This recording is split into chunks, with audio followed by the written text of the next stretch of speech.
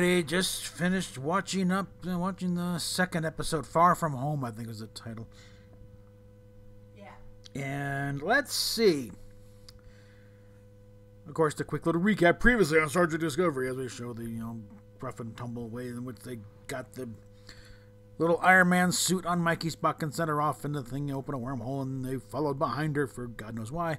It would have been better if they just, okay, she's in, reverse engines. We're staying right here. No, but no, they followed her in. And then, shake, and the lights go out, and everyone waking up and dazed and whatever, and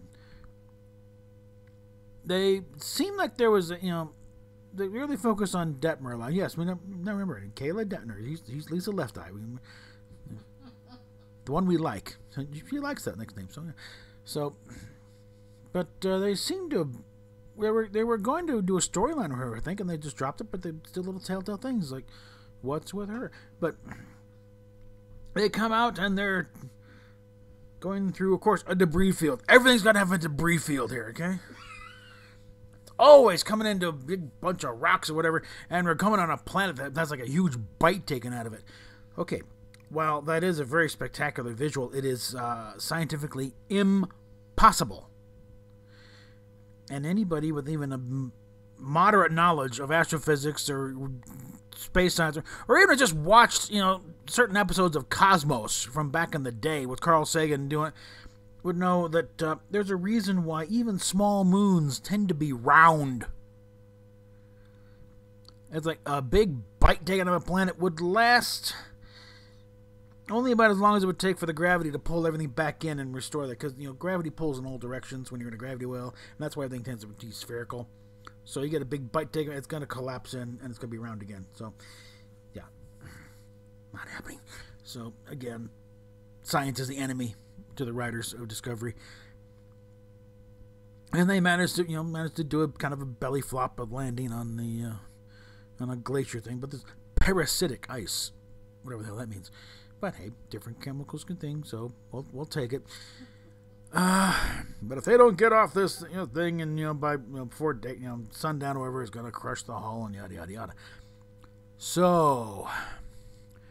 The old thing, there is life. Oh, there's life. Oh, happy, joy, there's life, But at least Saru finally, just because there's life doesn't mean we're welcome here. So, yeah, okay, fine, a little common sense here. Don't assume they like you, okay? They managed to get some scans out somehow because everything's screwed up. Giorgio, of course, tried to take over and being shouted down quite a bit, but there's no dilithium. They got warp, but there's no, how did you? It's like, okay. Once again, Alex, you don't need dilithium for warp drive. If you want to go past warp 4, yeah, but that's not. They don't. It's not. Dilithium is not like throwing coal into a furnace. Okay. It focuses the plasma from the reaction, but it's not the source of it. Okay. And pick up.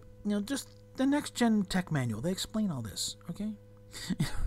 And also explain, and you can figure out what it says. It also says why the idea of all the dilithium in the galaxy going boom is idiotic. But that's a discussion for another time. Okay, so Saru and Tilly decide to head off to a local settlement to try and, one, get the translator, which normally a translator we've seen before.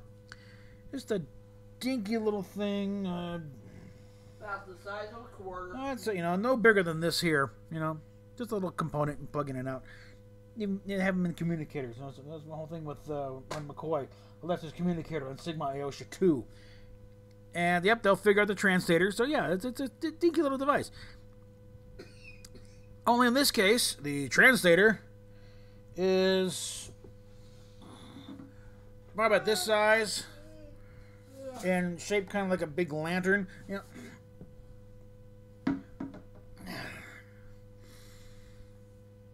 And look at this thing, clear. One, it's like, yeah, the ship is screwed up. But what about one of the shuttlecraft? Did you think about that, guys? Just get in the shuttlecraft and go there. You can be there in a few minutes instead of trekking across Iceland for hours. But then they wouldn't have come across this dinky little lonely bar where you go in, on the kind of little transport thing in a cave and boom, you're up there, where they kind of identify themselves as the locals, sort of, and try and get some help. And there's always the one they'll start with, I knew you'd come, you're Starfleet, and fixes the little doohickey, and just before they can get away, the big bad, boss man shows up. And to really sell home the kind of Old West, bad man thing, when he walks in, there's a sound of spurs. No one's wearing spurs, but you can hear the spurs clinking as he walks in and be his, kind of dime store, Ian McShane knockoff type. I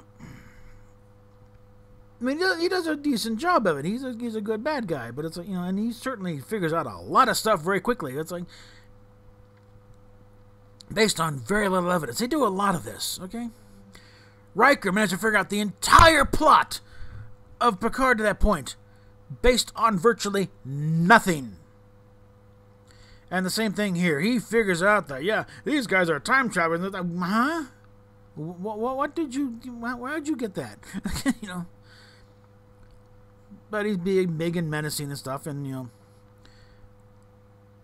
kills the true believer, the fighter's new believer right there, and very, slow-mo, agonizing thing, because there the disruptors take a long time. You got to really hold the beam on him for a long time, and he's even shut off and he falls to the ground. He's still kind of screaming and bleeding from all orifices. And after negotiating an amount of dilithium that would make everybody happy, and then which of course they're you're gonna double cross him at some point. In walks Georgiou, who managed to, slip away from Discovery after, fast, conning away from Linus, the Saurian. She was going to go on a decade to believe her, and to help. And you believed her, Georgiou? Really? Yeah, Tig Notaro's got some good dialogue. I suspect she wrote it herself. But she comes in, and, of course, Georgiou being Georgiou, and they kind of snarl at each other for a while. And I suspect that she was the fight coordinator on the scene where she proceeds to kick everybody's ass. And they're actually... The camera is steady enough that you can actually see what happens. It's a good fight scene. That's why I think it was Michelle Yeoh did it. Because she did the same job in Tomorrow Never Dies. She choreographed that scene that she was in, which is kicking the ass of 6 different guys. And it's far better than any previous fight scene we have seen on anything of Discovery for the past 2 seasons. So that's what I'm thinking, no, let me do this, okay? Here's how it's done. And they managed to, show up the bad guy, and, Saru and Georgiou snarl each other. It's not our way, it's my way. Yeah, they'll be doing the galaxy a service. No, nope, no, okay, fine. They send him off to probably freeze in the cold, because the sun's gone down by now, in which case, now the ice is really going to crush Discovery, But, of course, now they've really shown themselves to the rest of the locals. And now I know why they kept going on about the Federation. And, of course, they give them the little personal transporter so they can get back to the ship like that. With their newly repaired thingamajigger. And, Stamets little, Stunning and Brave crawl through the Jeffries tubes to replace a certain circuit. And that got most of things working. Then they get back with their big thermos bottle and plug it back in. The rest of the thing's working. Now they're ready to try and take off. And they're struggling to get through the ice. I would think raising shields would be the first thing they do, but they don't try and raise shields until down there's a ship descending on them. Raise shields! Why didn't you start off with that? That probably could have shrugged off a lot of the ice there, Saru. These people don't know how starships work, what these systems do. But they think, their weapons are ready. What do we do? Okay, open a channel. Whatever we face, we will face together. Yeah, a little overly brave here. Just say open a channel. Okay, come on. Not everything has to be played for ultra dramatic effect. And, of course, there's Michael Burnham now sporting her, 3-foot-long braids.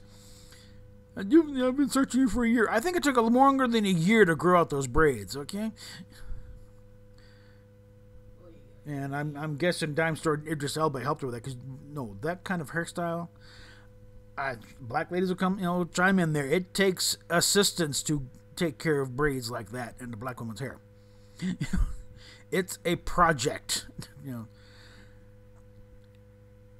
And amongst other things, the dialogue's a little better, but again, the science is atrocious. And somehow we're not supposed to notice that Mary Weissman has. I mean, I think she had a kid but in a hiatus, and hasn't lost the pregnancy weight at this point.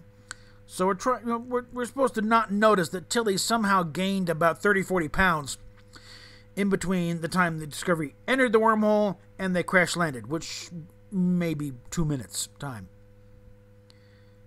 And of course, they're disguised by putting her in big oversized coats and letting her hair completely wild to try and camouflage her fat face. So, and the fact that now she has a bookshelf sticking out in front of her because everything's gotten larger. Bless her big booby. Yes, bless Tilly's big boobied heart. It's like, I mean, why, Tilly, why you take me? There's other engineers. I mean, George is an engineer. Yeah, I need an engineer I can trust. And as far as first you make a great first impression. In other words, they're relying on Tilly being adorable to smooth over any rough and edges that might come across. And again, we're talking possible alien culture, almost indefinite alien cultures. And for all you know, showing up with a chubby redheaded white woman is the grossest offense. So come on, you can't rely on that. Could have shown up there. Oh, you brought us a snack. Hey, wait a minute. There'll be enough fare left over for breakfast. No. But yeah, the dumb still is strong with this one here. It's like the fact that there's bits of humorous dialogue here and there, but mostly from Tig Notaro. Like I said, I suspect she wrote that herself. And again, I'm also pretty well sure that Michelle Yeoh choreographed that fight scene herself because it's actually competent. And now the gang's all back together, and I'm guessing next episode is gonna be where we get the little timeless where you see Burnham's hair growing longer and longer as they're constantly searching for and then make everything all line up so now where they find it, and then the work begins where they begin ripping off Andromeda to bring back the Federation and with one ship standing against the darkness.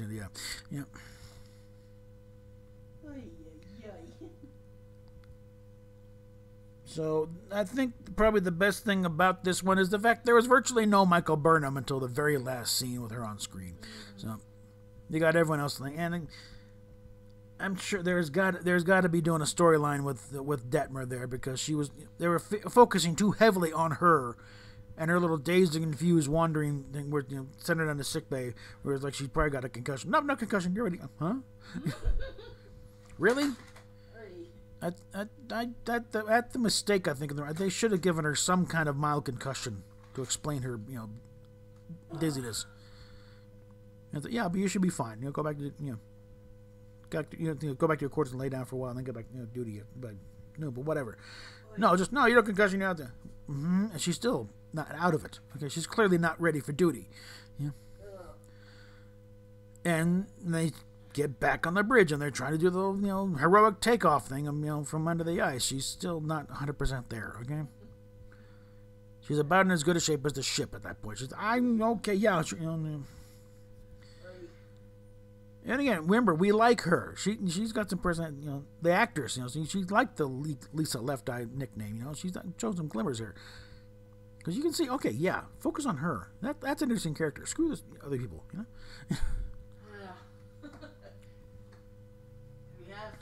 Mm-hmm. Dr. Sleep made far more sense than this. Yeah, she just got through watching Dr. Sleep and it's where it's trying to be a sequel to both the book The Shining and the Kubrick movie The Shining. And anyone knows the history of that knows there's very vast gap, between the book and the movie. But separate discussion entirely for someone else's channel. Okay, so we got all the chess pieces back on the board, including Mikey Burnham. And so next week, it begins in earnest. Now, okay, the band's back together. We're on a mission from God. So, or as Mecca would say, Mikey marries Susan. Yeah. Yeah. Again, the only thing is we didn't have to deal with Michael Burnham the whole time. Giorgio got a time to shine there, and I guess they kind of maybe to back up the thing about why she's not back in her time, other Section 31 show. I was saying they would have eventually been begging me to take over, but bureaucracy is where fun goes to die, so, which is a good line. I'll give it that much, But yeah, now we're gonna onward and downward, I guess. So till next week. PayPal, Patreon down below. I think I'll also throw a link to our Kickstarter where we're trying to, or GoFundMe, whatever, to GoFundMe, because we're trying to get the money to fix the car. Because unless certain things fall into the thing, we may be living in it again for a while, and it would be better if it ran. So we need a short version. We need a comfortably between $5,000 and about $6,000-$7,000 to get everything up and running, and little expenses there. We need at least $3,500 to get another engine for it, a used one, but serviceable. But a new one with an actual warranty on it would be about $5,000. But anyway, we need to get that thing on. I'm also I'm rethinking the work thing. Okay, since the airport thing fell apart, I'm trying to focus now on some work from home options. So I put in for some voiceover thing and a audio engineer thing. I'll start hitting that pretty hard. And hopefully the agency we're at will see to it to give us another month, because it's kind of late in this month to get everything lined up right. And I'm sick and tired of these stupid deadlines. So, PayPal, yada, yada, yada, down below, and we'll talk at you later.